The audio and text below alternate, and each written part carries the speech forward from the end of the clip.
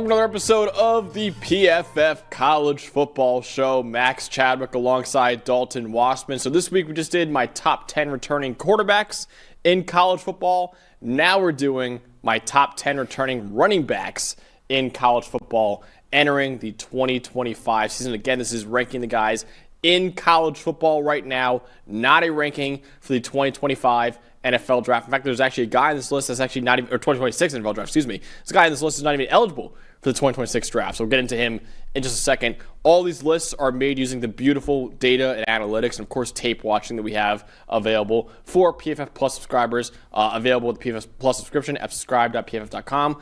Dalton, a loaded running back class that we just had in the 2025 NFL draft, but we still have a lot of really talented backs that we have coming back to college football next year. Absolutely. I think there's 15 to 20 names that you could at least consider for a top 10 here, and there's a lot of schools that are still looking to run the football, even some with multiple backs at the same school. So I think there's a lot of talent here. I wouldn't say it's quite as stacked as the top of the class we had last year, but there's still a lot of really good players that are going to be big factors in this college football season. Absolutely. All right, let's get into my top 10 running backs in college football. This article is available for you guys over at pff.com as well if you want to go check it out on the website. My honorable mention I will get into right here is Jaden Ott, who was formerly at Cal but transferred during the spring transfer portal window over to Oklahoma. So Jaden Ott now with the Oklahoma Sooners after playing a few years with the California Golden Bears. Last year on my list, he was the number 4 running back in college football. Very disappointing junior season, though. Only had 385 rushing yards. Much of that was due to a nagging ankle injury that he had, and also the Cal Golden Bears had the 20th worst run blocking grade in the entire country at a 54.1. The reason why he still deserves an honorable mention, though, on this list, he was dominant across his first 2 seasons in college football. In 2022 and 2023, 108 forced missed tackles, 6th most among Power 4 running backs, almost 1,400 yards after contact, 7th most among all Power 4 running backs, and he had 517 receiving yards, 6th most among Power 4 running backs as well. He's fully healthy, going over to Oklahoma now. Still not a great offensive line he's got in front of him. Oklahoma was 109th in America in run blocking grade this past year. But with John Mateer there at Oklahoma as well, I think Oklahoma could have one of the most dangerous rushing attacks in college football between Jaden Ott and John Mateer. Yeah, they're going to run the football a lot, and obviously Mateer is going to get the headlines, but now that they have Jaden Ott next to him in the backfield, I think you're talking about a potentially dynamic duo, right? You mentioned Cal's run blocking. During his 3 years at Cal, run blocking grade, 125th, 112th, 115th. Yeah. So if Oklahoma, and look, you mentioned that they weren't real great at run blocking last year, they're at 109th. If they could even get up to an average level with the burst that we know Jaden Ott has when he's healthy, this could be a really dangerous running attack. And I think you mentioned the injury as well. You could see it just wasn't not quite 100% all last year. He was expected to really be the engine of that Cal offense, right? Obviously, everybody's watching Fernando Mendoza on tape now, but Jaden Ott, the 2 years that he put in before last year certainly deserve a mention here, and it could be a big bounce-back year for him if, just like the problems we had in Cal, but if Oklahoma can block people, you're talking about a team that's going to want to run the ball first and then work Mateer's arm in off the play action. And Mendoza wasn't a very mobile quarterback either. With Mateer, though, in that read option game, that could be dangerous and also open up a lot more rushing lanes for Jaden Ott as well. Because John Mateer, with all of his faults as a passer, John Mateer is one of the best rushing quarterbacks that we have in college football. So he, alongside Jaden Ott, will make a dangerous ground game for Oklahoma there in the SEC. But Jaden Ott comes in as my honorable mention. At number 10 on my actual top 10 list, though, is Jaheim White from West Virginia. Hasn't had as many carries as other guys on this list, but he's made the most of those carries. 35% forced missed tackle rate this past year as a true sophomore, tied for 3rd among Power 4 running backs. 6.5 yards per carry in his career is 4th among all running backs over the last 2 years. Only 5'7", only a $195, so doesn't have great size, but he's set to be the bell cow for the Mountaineers this upcoming year. C.J. Donaldson is transferring over to Ohio State. He was kind of the other running back in that rotation for West Virginia. He's now Ohio State's lead back. And Garrett Green, a really good rushing quarterback, is now in the NFL as well. So Jaheim White will be the bell cow for West Virginia in his junior year. And just in terms of what he was averaging as a freshman and sophomore at West Virginia, I thought should be on this list. So again, he doesn't have as many carries, maybe not the volume of other guys on this list, but when he got those carries, he was very, very efficient. 258 carries in his career, 85 missed tackles for us. He's undersized, but he's slippery. He's got really good agility, and he can take off on you in open space. And you mentioned the bell cow factor to it. Their new head coach is Rich Rodriguez. Last year at Jacksonville State, the only 3 teams that ran the football more in college football than Jacksonville State were the 3 academy schools. So nobody runs the football more than Rich Rodriguez, and nobody's more creative at running the football than Rich Rodriguez. With C.J. Donaldson out to Ohio State, like you mentioned, Jaheim White is going to be the horse in this offense, and honestly, he could have a huge year. They got to find a little bit of complement in the passing game, and I'll be honest with you, they didn't necessarily need it at Jacksonville State. Obviously, the Big 12 is different than Conference USA, but Rich Rod is going to run the football. He's always wanted to, and he's going to find ways to do it with Jaheim White in the backfield. Brand new quarterback, too, like I mentioned before, Nico Marchiol, who didn't play much at all last year for West Virginia. Only had 430 passing yards last year. So, brand new quarterback, Jaheim White's going to have a lot of the touches next year. You mentioned before, like, at Jacksonville State, with Trey Stewart was a bell cow for that offense. Jaheim White could be that for West Virginia as well. So again, a guy that doesn't have a lot of volume right now, but every time he gets the ball, man, you got to watch that guy because he is an electric running back in college football. So number 10 is Jaheim White from West Virginia. Number 9, Jamal Haynes from Georgia Tech. He's been one of the most productive running backs in college football over the last 2 years. He has over 2,000 rushing yards over the last 2 years. That's first among all returning running backs in the Power 4, and he has over 1,100 rushing yards after contact, fourth among all returning running backs in the Power 4. Also has 856 rushing yards before contact over the last 2 years, the most of any Power 4 running back. So really, if you look at it, rushing yards before contact is often a stat that is used to say, okay, this is how good an offensive line is. Georgia Tech has had average run blocking grades over the last 2 years. To me, what that rushing yards before contact stat says about Jamal Haynes can be attributed to just defenders even struggling to get a hand on him. Honestly, he's very quick, very shifty as well. So he's a guy that's even hard to get a hand on back there at Georgia Tech. And even though they don't have a great offensive line blocking for him, defenders still have a really hard time to even get any sort of contact on him. Boy, he stops on a dime, doesn't he? Yeah. I mean, that's really what you see as quickness, that shiftiness, like you mentioned, and the ability, even when a play breaks down, that there's several plays in his tape where he can stop on a dime and cut all the way back across the field and make something happen. Jamal Haynes, look, it's going to be fun watching the Georgia Tech law firm one more time. Haynes King at quarterback, Jamal Haynes at running back, and now with Eric Singleton gone at receiver, they're going to be relying on these two guys' legs more than ever. I think Jamal Haynes is another one. He could be in for a big year. He's already had 2 big years in an offense that's really designed to rack up numbers for him, right? Georgia Tech, another team that runs the ball a lot. They've got that dual threat at quarterback and Haynes King. So I think Haynes is going to make a lot more explosive runs this year for this team. If Haynes King at quarterback can stay healthier than he was last year, had the shoulder injury, even at times when he played, couldn't really throw the football. If you still got that two-way threat, these two guys in the backfield can be really dangerous. I like Jamal Haynes a lot. He's quick. He's explosive. He creates a lot of big plays for this offense, and their running game is the reason that Georgia Tech can beat teams across them, even though it seems like they always have such a tough schedule, but they always find a way. They had the big upset over Miami last year, and that was the best offense in the country. When you can slow the game down with guys like Jamal Haynes as the workhorse in your backfield, you can win a lot of football games. All right, Jamal Haynes coming at number 9. Another ACC running back here at number 8. That is Desmond Reed over from Pittsburgh. He is the best receiving back in college football heading into next year. He was at Western Carolina for 2 years before this. He made the jump to the FBS last year going over to Pitt, and he led all running backs in the country with 580 receiving yards this past season. 540 yards after the catch, was second most in the country, only behind Cam Scadaboo from Arizona State, who's now with the New York Giants as well. Now, Desmond Reed, not the biggest. You can see in the picture right there. He's only 5'8", only 175 pounds. So he will not be an every down running back in the NFL either. But I will say, he still had a 23% forced missed tackle rate last year on the ground. That was 4th among all ACC running backs. And he also had a punt return touchdown for Pitt last year as well. This is simply, running back. He plays running back for them. This is an offensive weapon, man. You just want to get this guy design touches in any way possible. Desmond Reed, again, not going to be an every down running back for you, but he's the best receiving back in the country. He's a really good returner as well. like I said, he's just a guy, an electric player with the ball in his hands. For all the same reasons we loved Brashard Smith at SMU this past year is why we're going to love Desmond Reed. And he's going to get a lot of touches in this offense, we already know, on the ground, obviously. And look, he might be small, but he runs tough. It's not that he shies away from contact by any means. He's not just a scat back. He's going to get between the tackles and run it. But you mentioned it. He might not have led the nation in receiving grade last year. I think it was a 76.3. But you see the variety of route running that's different from any of the other backs ahead of him, right? He can line up out wide if you want him to. He can run wheels out of the backfield and get a little bit vertical. He can run screens.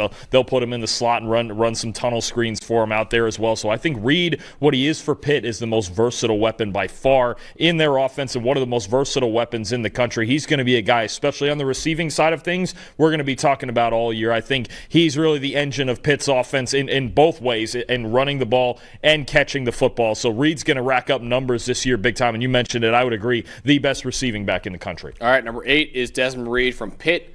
Number 7 is Darius Taylor from Minnesota. He's kind of been a do-it-all running back for Minnesota across his 2 years in college football. 79.9 receiving grade since 2023 is the best among all Power 4 running backs, and he has over 1,300 rushing yards after contact, is second among returning Power 4 running backs as well. 6 feet tall, 215 pounds, good size for the position, has long strides as well, mentality to punish defensive backs, even try to get a hand on him either too. So I like Darius Taylor a lot, man. He's been a guy who's really been relied on a lot his true freshman and true sophomore year at Minnesota, and as a true junior this upcoming year, he should once again be the bell cow of the offense. Yeah, fitting for Minnesota. This is one of those Big Ten battering rams, right? You mentioned it, 215 pounds. 3 different games last year we had over 100 yards after contact. This is somebody, does he have the most wiggle to him? No. Does he have 4.3 speed? Not necessarily, but this is not the player you want to try to tackle in the Big Ten in cold weather games when these games get rugged and it gets really physical up there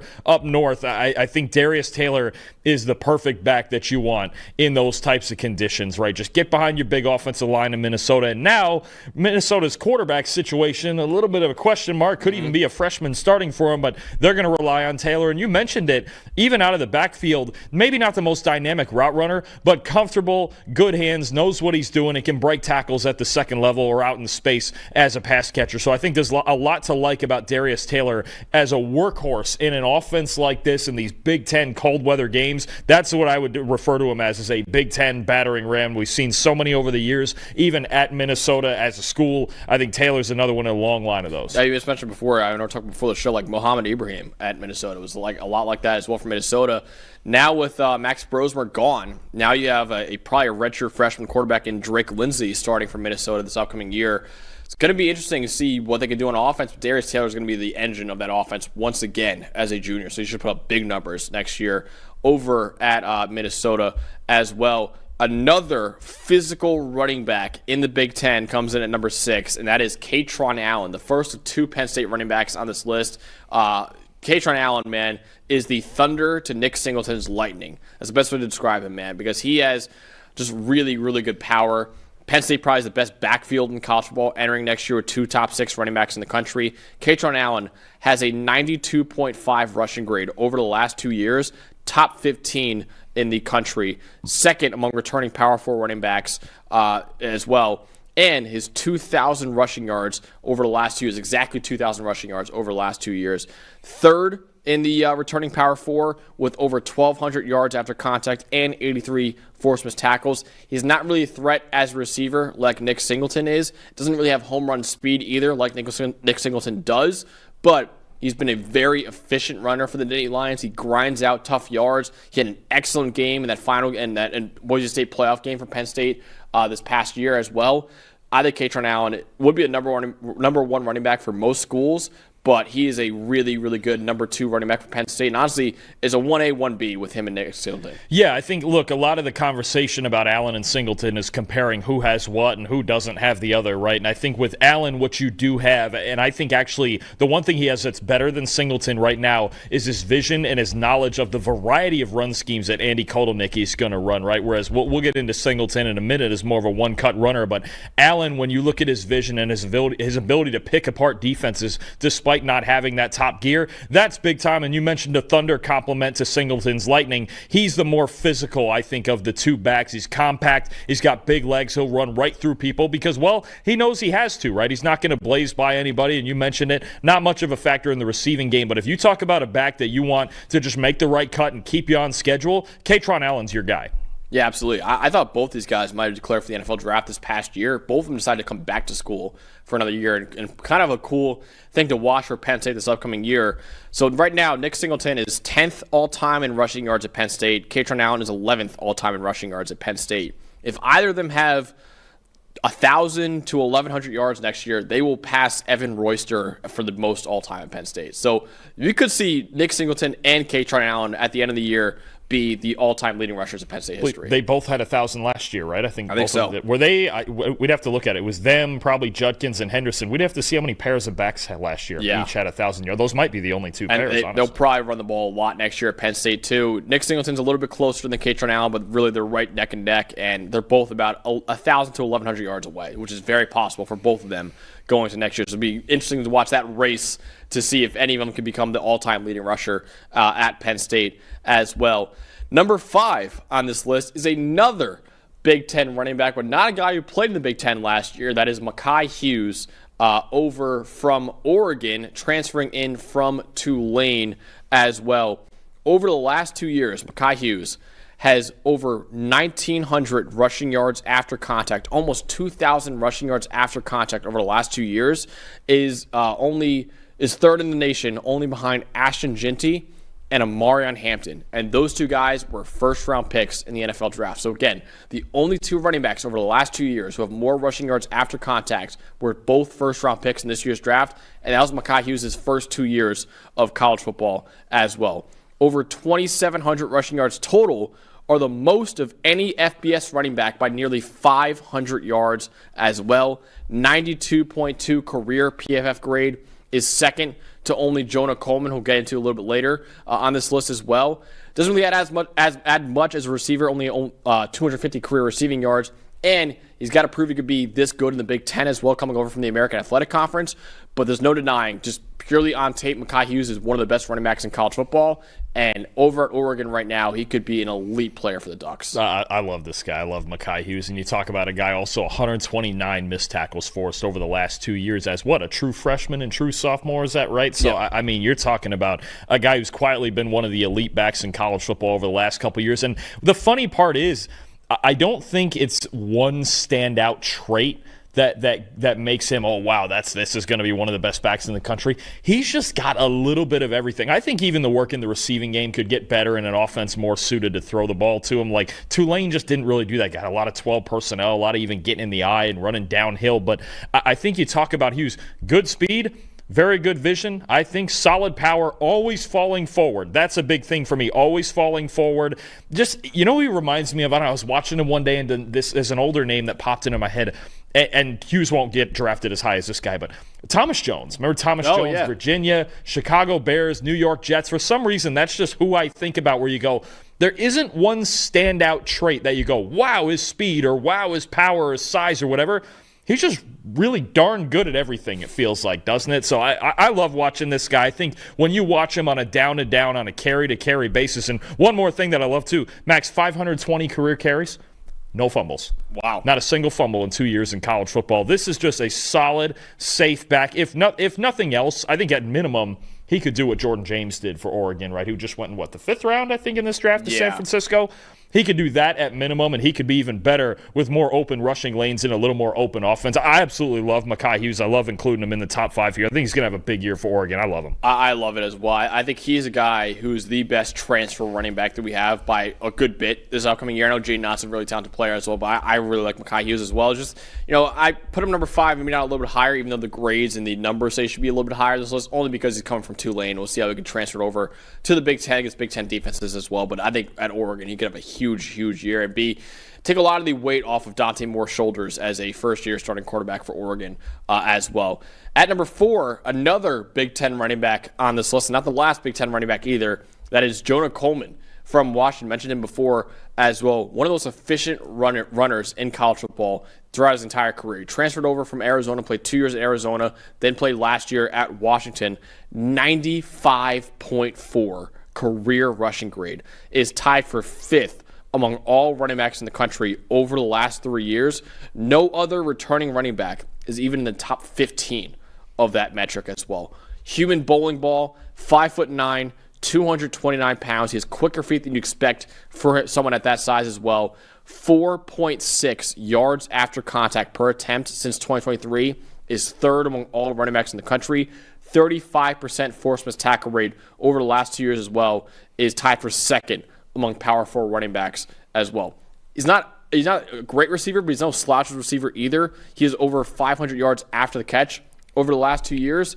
I'm a big fan of Jonah Coleman right now, man. I think he's a really underrated player in college football, and I think he's absolutely one of the best running backs in the country. Super underrated. If there's one rule I would start out with when you're playing against Jonah Coleman, no arm tackles. Yeah. You're not arm tackling this guy. He's a big body. He's every bit of that 229 pounds that you mentioned. And look, the only reason he didn't have bigger traditional, greater production yardage is that Washington was outside the top 100 in run blocking grade. But I'm curious about this situation when you're talking about Jonah Coleman in the backfield now with Damon Williams in as the starter, a really good athlete at 5'11 and 200 pounds, but he can really run the football. Comes in for Will Rogers, who was a very stationary quarterback, playing for the most part last year. I think you've got a dual threat backfield working in here in Washington, out there in Seattle with Coleman as the engine of it, man. I mean, you just talk about power, and if you dive at this guy's legs, you're not bringing him down. No way. I mean, there's just so much power and so much strength in the way he runs, and good vision and quickness, like you mentioned. So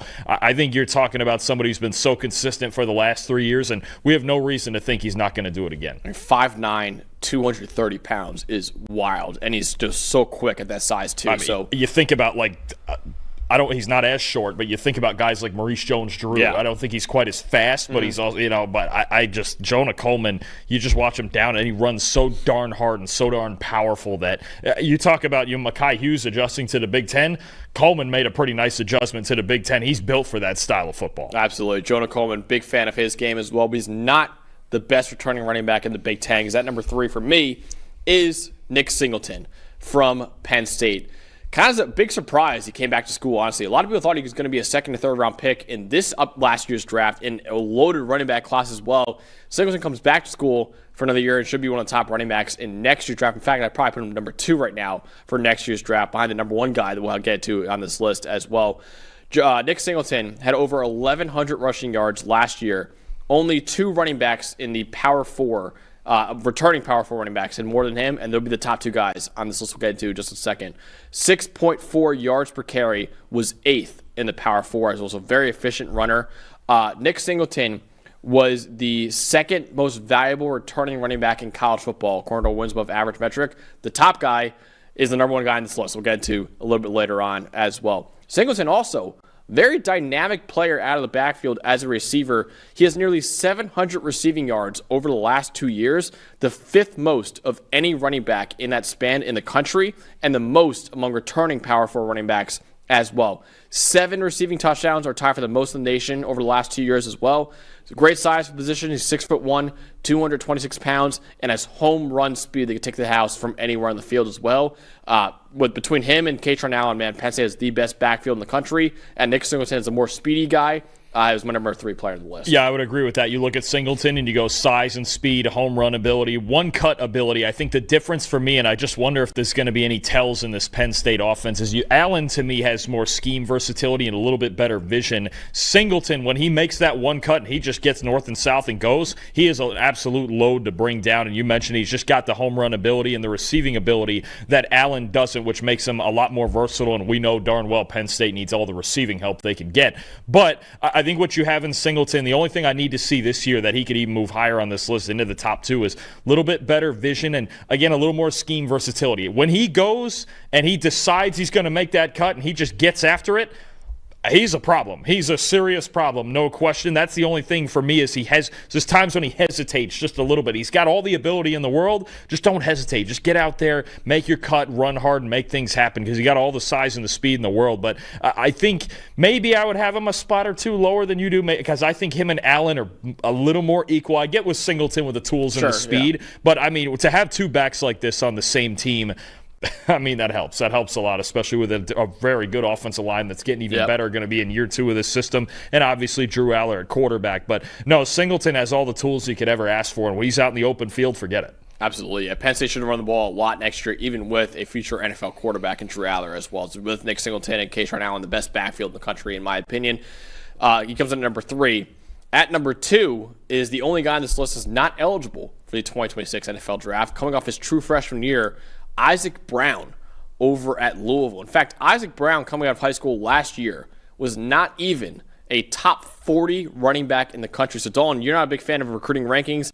Kind of helps your case right there. Because Isaac Brown, I'm winning this battle. Yeah, you're winning that one. Former 3-star recruit. He disproved that immediately at Louisville, and now is the runner-up to the best running back in the country as well. Had 1,168 rushing yards as a true freshman, the most of any returning running back in the Power 4. 7.2 yards per carry, led all Power 4 running backs, whether or not they're returning, as well. Better than Martin Hampton, better than any other guy in the Power 4. 7.2 yards per carry. Not the biggest. He's only 5'9", only 190 pounds, but he has game-breaking speed and elite quickness as well. I was floored by how good Isaac Brown was this past year. Louisville lost a lot in their rushing game the year before, but they got a superstar true freshman in Isaac Brown, who was one of the most surprising players in college football. Well, he's explosive, and his vision is excellent. When you start talking about backs getting into the 20% explosive run rate territory, 33 explosive runs on 163 carries, that's just about exactly at 20%. And this kid was a true freshman, like you mentioned. I think not only, Max, we have backs, and there's several backs on this list we've talked about that are fast, right? Even a Nick Singleton, who's a home run hitter. Yeah. I was blown away by how quickly he gets to that top speed. It seems like instantly the acceleration with him, and there's patience behind the line of scrimmage that I love that comes with it. But when he decides to hit that top gear, I'm telling you, it's within 2 steps. I mean, the acceleration is absolutely ridiculous. How quickly he can turn his feet over and get to his top speed. You can see it over and over and over, that how sudden that speed gets on the field. Linebackers, safeties, it's like they're late to react. They're like, whoa, like this kid is shot out of an absolute cannon. I think Isaac Brown's in for a big year as a feature back in this offense. Miller Moss obviously in there, and some of the weapons they have out there in the passing game. But Brown, that's what blows me away. It's just how, I'm telling you, if you go back and watch again, it's not just, he's fast. Open field, absolutely. He gets to it so quickly. I mean, in an absolute instant that it's just, boom, he's through the line of scrimmage and he's shot out of a cannon. Brown is a really good football player. And even, look, he's lower in the recruiting rankings because of the size, listed at 5'9", 190. I don't even care. This kid's fantastic. He's going to have a big year in Louisville. Like I said, the only running back on this list is not eligible for next year's draft, but he was so freaking good as a true freshman. I had to have him at number 2 on this list. So Isaac Brown checking in at number 2, the true freshman from Louisville, now going into his true sophomore year with the Cardinals. At number 1, though, I knew even before doing any research for this article, he was going to be my number 1 player on the list, and that is Jeremiyah Love from Notre Dame. So Notre Dame made the national title game because of 2 things: stellar defense and an elite run game. Both those things should remain true in 2025 as well. Jeremiyah Love, as a true sophomore, was the second most valuable running back in the country, according to our wins above average metric. 91 PFF grade, was 5th in the country as well. He had a forced missed tackle rate of 38%. That was second among all running backs in the Power 4, and his 6.9 yards per carry were 3rd in the Power 4 as well. He's an elite athlete, capable of running through or hurdling defenders, and if you give this guy a crease, man, he can go and fly. We watched that. We actually, at the Notre Dame-Indiana playoff game, that 98-yard touchdown run he had, it was an instant from Jeremiyah Love. So, again, another guy on this list. There's so many good running backs in college football, Dalton, but again, even before watching the tape, even before doing any research on stats, I went into it saying, okay, I know for a fact Jeremiyah Love is going to be my number one running back in the country. Yeah, no question. I mean, you look at the offense he plays in, this offensive line, and the way they're going to be in year 2 with that crew. I know they lost a couple of the veteran guys, but they got a young offensive line that can really run block. But you talk about Love, he's got solid size, home run speed. Yeah. I think that's the first thing that jumps out to me. If he turns the corner, just go sit down. It's that simple. You mentioned the 98-yard touchdown run against Indiana that we were there for, and he just glides, right? Yeah. I mean, he's just one of those gliders that when he opens that stride up, you're not going to catch him. And you mentioned he's physical. You saw the physicality in the Penn State game, that touchdown run down on the goal line, breaking 3 or 4 tackles down there, reaching over the goal line. Got a little bit of everything. I think the only thing for me, maybe runs a little bit high, doesn't have the most wiggle yet. Generally, it's the speed that's going to win, the power that's going to win, and obviously we need to get an over-under on how many guys he's hurdling this year, because that's a theme with him. It's just, I mean, he can just jump out of the gym. It just seems to be a special skill for him. But does he remind you at that size and probably has 4.3 speed? Remind you a little DeMarco Murray? Oh, I see. Yeah. I kind of thought about him. Runs a little bit high, but blazing speed. Obviously, very good size, can do some things that guys of that size just shouldn't be able to do, especially with the hurdles like you mentioned. So I think the only thing that might keep him back from a Heisman-level campaign as far as volume is the fact that he plays with Jadarian Price, another very good back. Even their third back, Aeneas Williams, who's a really good receiver out of the backfield. So Notre Dame, they want to keep Jeremiyah Love fresh. His year last year didn't quite finish the way he wanted to. He was playing through the playoff, hurt, right? Had an ankle injury, I think it was. So, but this guy healthy, I'm with it. He's the best back in the country. He's got a little bit of everything. And again, he turns that corner, he's gone. Just go sit down. I think there's a lot of people who are looking at the playoff from Jeremiyah Love and doesn't have great stats in the playoff, and they're like, why is he the number one running back in the country? He was banged up, really banged up in that playoff as well. And look at the run defenses that he had to play against. Indiana, and he still had the 98-yarder. Georgia, top 10 run defense. Ohio State, best defense in the country. And Penn State up there with the best defenses in the country. In that Ohio State game, the national title game, he only had 4 carries. He just couldn't do it. I mean, it might have been a different game if he was out there and hit a couple of home runs early in that game, but that was the extent that you're looking at. You look at the regular season last year and really up until that Indiana game, just a dynamic player. A home run happened, waiting to happen on any play. So I think we did this in our way too early mock draft. I'm just cautioning you guys right now, get ready to see a lot of this in mock drafts. Chicago Bears, Dallas Cowboys taking Jeremiyah Love in every mock draft. Oh, the Bears especially. You want low moving costs right down about 90 minutes down the road to Soldier Field from South Bend. It ain't that far, and I'll tell you what, they're going to be watching closely. And we saw 2 running backs go in the first round this past year. If we're going to get a running back in the first round, which I think we will next year, it's going to be Jeremiyah Love. Yeah, I would agree. I think just the combination of size and speed right now, unless somebody really emerges, I think he's the only one I would look at for that. Yeah. But you never know. I mean, maybe people like Nick Singleton. I wouldn't take him in the first round, I don't think. I don't think so, not unless we got a huge year out of him. I love Jonah Coleman, but I think, again, you got to be talking about a back that has everything, right? At least, Amarion Hampton, I think, was, obviously the second back take, and he has a little bit of everything, especially when it comes to size and speed. I think Love's got that combination. I don't think we get another one in the first round unless someone really emerges, but Love is going to be a heavy candidate to be that guy. Absolutely. All right, so recap my top 10 list. Honorable mention was Jay Knott from Cal. Number 10, Jaheim White, West Virginia. Number 9, Jay Knott from Oklahoma, I should say. He transferred to Oklahoma.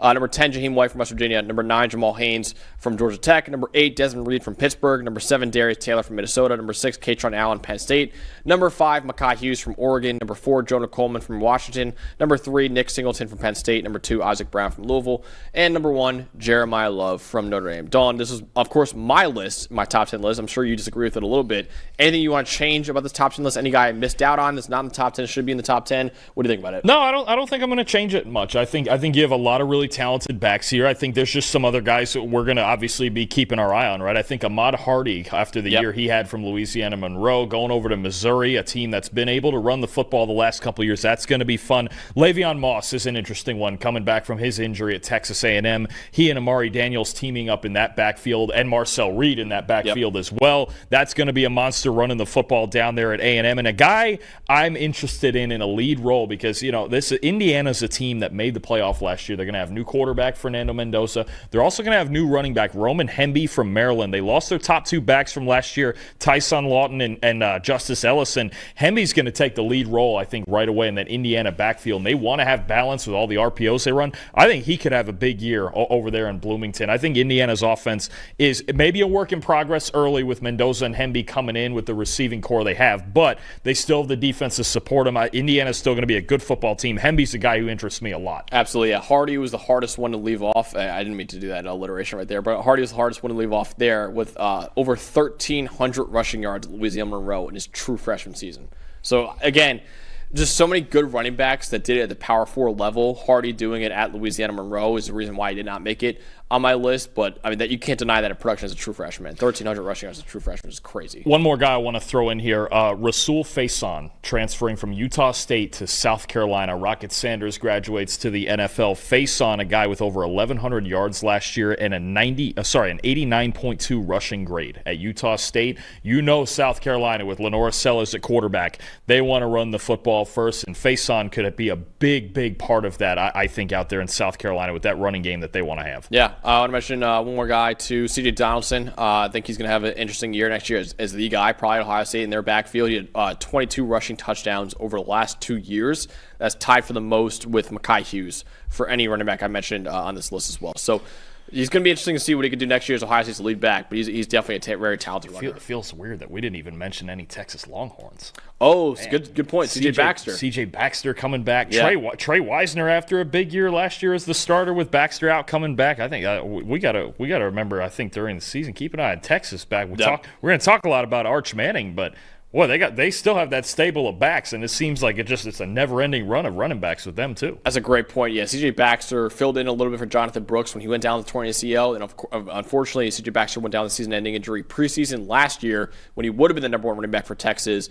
I'm excited to see what he could do because he was a top running back coming out of high school as well. Showed a lot of encouraging signs as a true freshman. Now with Arch Manning there as a junior or redshirt sophomore year, I should say. Now it's going to be interesting to see what you can do as a lead back for Texas. But yeah, C.J. Baxter, one of those talented running backs in the country, just didn't do enough to get on this list, but he could absolutely be on this list by the end of the season as well. So yeah, top 10 running backs in college football. Of course, we lost a lot of great ones to the NFL draft this past year, but still a lot of really talented running backs returning to college football next year.